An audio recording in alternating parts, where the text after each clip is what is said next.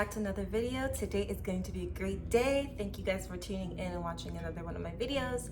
My name is Candace, and I decided that I want to sit down and talk about my son's autism diagnosis. August 22nd, 2022, my son Eli officially received his autism diagnosis. It was a lengthy process, so I'll kind of go through a little bit of what the process looked like for us. We are living here in Ontario, Canada, so it might be different where you are or if you're in the States or anywhere else, but I'm just going to talk about the experience I had here in Ontario. So here in Ontario, every few months after your baby is born, they do, your doctor, your family doctor, your pediatrician will kind of do like a development checkup with them and making sure that they're on track in terms of hitting their milestones, and if not, just to see where they are developing. So for those who don't know, I was a flight attendant. I officially got my wings as a flight attendant in June of 2019. And I was super excited because this was my dream job. This is something I wanted to do.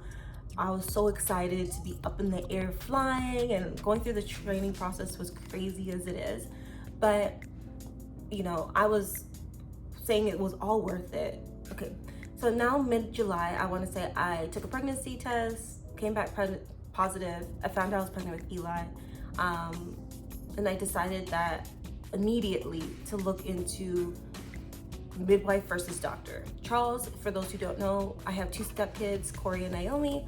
Charles had them in his previous relationship, so he's been through the whole labor, delivery, pregnancy experience twice already by the time that we conceived Eli. So I asked him, like, oh, what did you guys use? Did you guys use a midwife? Did you guys use a doctor? And he had a doctor with the first child and a midwife with the second. And he was like, the experience he had with a midwife was so much better than having the doctor. It was traumatizing with the doctor versus the midwife. So immediately I knew I wanted to have a midwife, and it made it even better knowing that I could get discharged the night of or the same hours after having Eli. So anyways, went the midwife route. Throughout my pregnancy, they said I was measuring small, but I was still in the normal range. Now Eli comes. Eli was born at a low birth weight. He was born at 5 pounds 4 ounces at 38 weeks, so he was a little bit early, but he was still considered full term. So we ended up having to stay at the hospital. They recommended us to stay, I think, 48 hours, I think, or something like that. But we only stayed like maybe 36, not even. March 16th, 8 p.m., Eli was born. March 17th, 11:30 p.m., we were discharged from the hospital. Well, we kind of left, it was up to us because the midwife was there, but not continuously. She came and checked up on us in the morning, and we had the whole lactician, everyone come in, consultants and all that, the pediatrician that came in to see him, but we stayed, and the nurses that was helping us pretty much said, you know what, it's up to you guys to go home if you want to, because you guys are uncomfortable here. And at the time too, this was the day that all the hospitals and everything pretty much changed due to COVID. So they were wearing their hazmat suits, and there was a whole temperature checking, and it was like the whole world changed the next day after Eli was born. So we were just like, you know what, we don't know what's going on with COVID. We want to go home. Well, the nurse also said, like, she only had one more prick to do. So the reason why we had to stay back is that they wanted to check his glucose levels. And they had to keep on pricking his foot to making sure that his sugars and everything his levels were okay. So everything was going up. There was one point where it kind of went down a little bit, but it went up. Everything was good. She was like, honestly, I don't see why you guys need to be here. It's okay. Pretty much the reason why I said this now is Eli's whole life, he's been different. From birth, he's been different to me. He was on his own path, his own weight journey. So he was on his own projectile for height and weight. He was doing his own thing, but it was going up. It wasn't really with the average. It was a little bit below normal, sometimes in not really the danger zone, but under the normal weight and height. But his was going up still, so the doctor wasn't too concerned up until he kind of got into like around 6 or 7 months, because at that point now you're introducing solids, and that was my first sign for realizing that there's something different with Eli, like officially different, because 1 week when I first started doing like avocado purees, carrot puree, peas, I think, and sweet potato, I think those are the first 4 things I tried with him. And the first week he was okay with it. He was eating it. If I could find the video, I'll show a video maybe over here of him eating the purees, and you can see like he's kind of getting used to it. Like he was making his face up. He's like, but he was eating it. He enjoyed it. Then it was like a week or 2 later, all of a sudden it was like a complete switch. Like the thought of the food would, like, just looking at it would make him gag. And I was reading online, oh, this could be normal because they're getting used to eating, so they're not used to having food like that in their mouth. But I'm like, but he was eating it last week, no problem, or 2 weeks ago, no problem. Why is it now that he's having an issue? Touching it was like grossing him out. Like he would like touch food and it would just be like his fingers. And like seeing a 6-month, 7-month-old just go like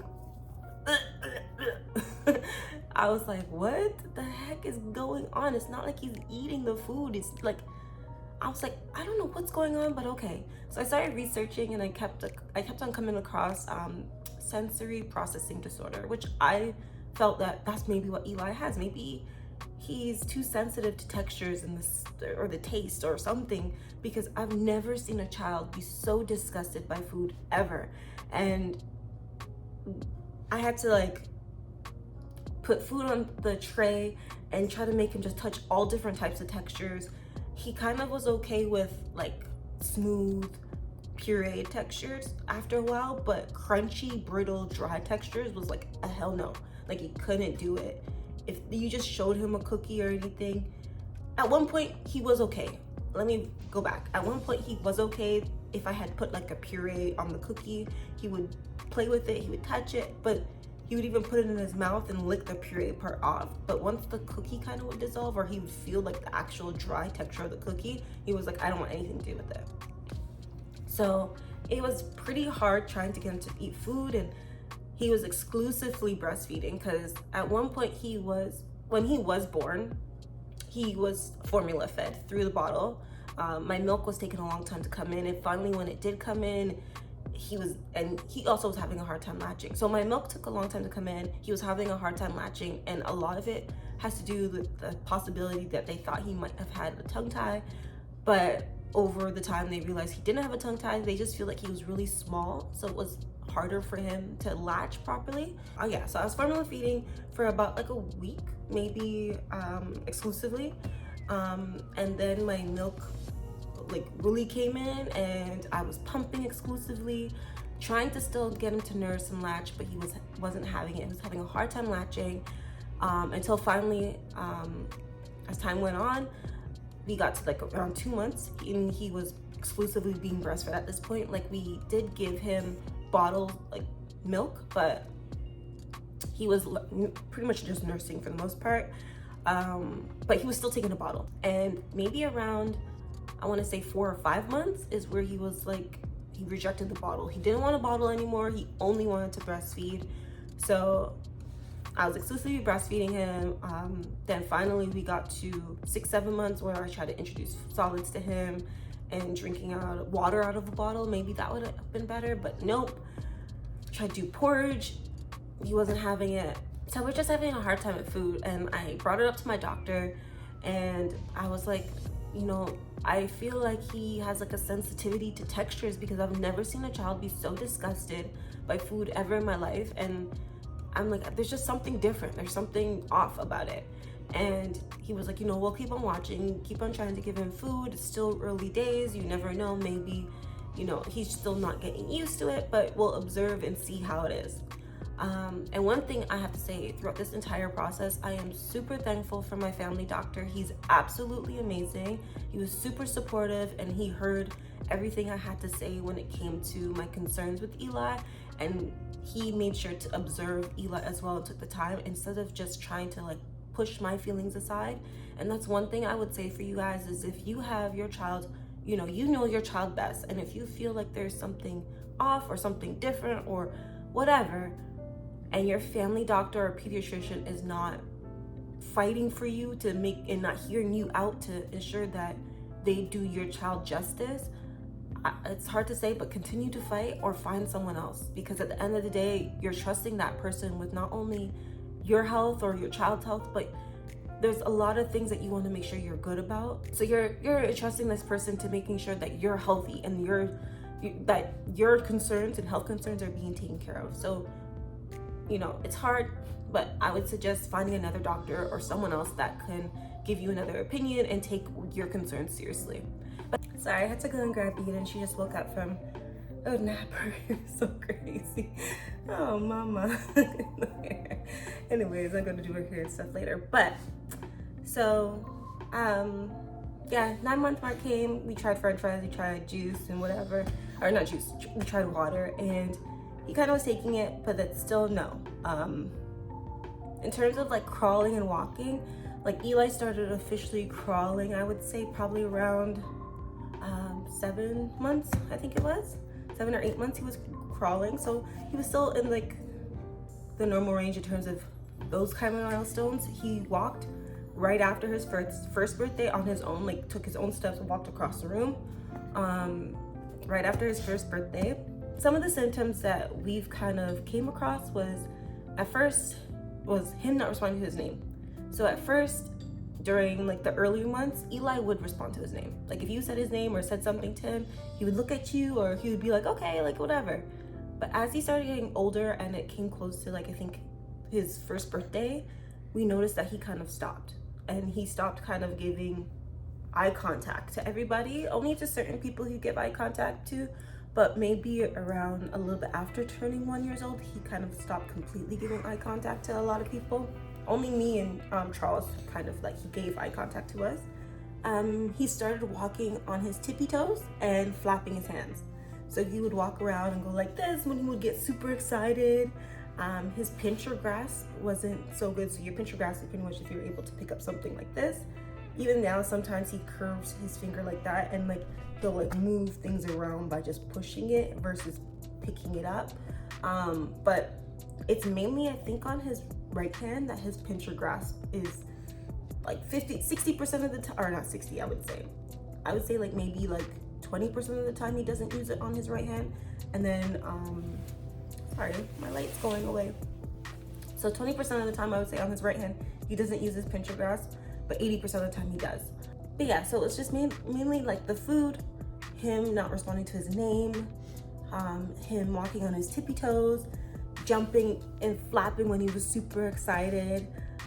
He then became super interested into things like strings, like threads, hair. Oh, not Eli's up, sorry. You're gonna probably see him in the background there playing, but so yeah, so he was showing signs. So at the appointment I had with my doctor when Eli was about 12 months old now, we did a milestone development type assessment, and I think we did it also at 18 months, but at 12 months we did one, and there was a lot of paperwork. There was a lot of questions that I felt like didn't apply or weren't applicable to Eli, but the doctor, my family doctor, did say that he was showing signs of being on the spectrum. At the time I did not know much about autism. I do have a niece that is on the spectrum, but I wasn't too sure what exactly it meant to be autistic.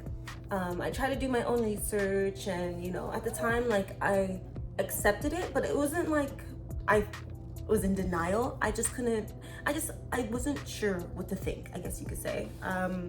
I just wanted to continue doing research to understand more about what it means to be autistic, and a lot of the things I was reading aligned with how Eli was behaving. So in my head, I already was like, okay, you know what? He's on the spectrum. I know for sure he's on the spectrum because even a lot of kids that do have autism, they do have sensitivities with textures and foods and stuff like that. And I was like, that was my number one red flag, or not red, but my number one symptom or sign that I felt that showed that Eli was different. So when I saw that, I was like, okay, he's autistic. And I told Charles, and Charles was like, oh, okay, you know, well, we're gonna keep on looking, because he was still really young. I know most children, I believe, don't get an official diagnosis until the age, I think, around 3 or 5 years old. But since my doctor and I both agreed that we both were seeing signs, he was like, he's gonna put in a referral for him to go to Erin Oaks Kids. That's one of the autism centers here in Ontario. So he put through a referral for them to go through the process of seeing a bunch of clinicians and speech therapists, because at the time too, he wasn't really talking as well. He would say certain things like 1, 2, like he would count. He was not really saying colors or anything, but at that time, like he was like babbling stuff. So finally now we go through the process between me and the doctor confirming that we need to observe him more to see if he is on the spectrum. That was from like his first birthday, from around the time he was turned 1 until 2 years old, I would say. The entire process of going to doctor's appointments, getting him, observing his play, seeing if he's responding to certain things, me having to fill out a bunch of forms. And I mean, like, when I say a bunch of forms, where I want to say like 90% of it was not even relevant to him. Like, some of the questions was like, do you trust your child to go to their friend's house by themselves? Do you trust your child to walk home by themselves? I'm like, he's 2 years old, he's 1 year old, like, where is he walking from? But apparently when they do the whole questionnaire thing, it's like from an age range of 1 to I think like 8 or something like that, or 10. And I'm like, a 1 year old and a 10 year old acts completely different, but okay, I that's how they do it, I guess. But so there's a lot of things that did not apply to Eli. Can your child dress themselves? I'm like, no. But anyways, so we went through that process. It was a long, lengthy process, going from many like places close to home, from all over the place, going to different clinicians and doctors, and speaking to so many different therapists and stuff like that. It was crazy. But finally, as I said, in August of 2022 now, so it's like he's like 2.5 now, we have the official appointment to get his diagnosis. And again, because the process was so lengthy, speaking to a lot of people and being like, yeah, he's not talking, he's not doing this, he's not doing that. So we pretty much accepted that he was autistic from day 1. Yeah, you're totally. So now it was just a matter of finding out what kind of support he needs and what level he would be considered. So for those who don't know, I'll probably try to pop up a little chart here to show what the different levels are. Level 1 is pretty mild, not mild, but needing less support. They're more independent. They're able to do more things on their own. They're able to maybe to communicate. Hey. So yeah, level 1 is requires less support. And then the child being able to do more tasks and communicate on their own. Level 2 is needing a little bit more support, but they're still somewhat independent. And level 3 is pretty much that they need a lot of support. They're not really able to do a lot of things or many things on their own at all. So it's like more severe, I guess you could say, for the amount of support required to help the child.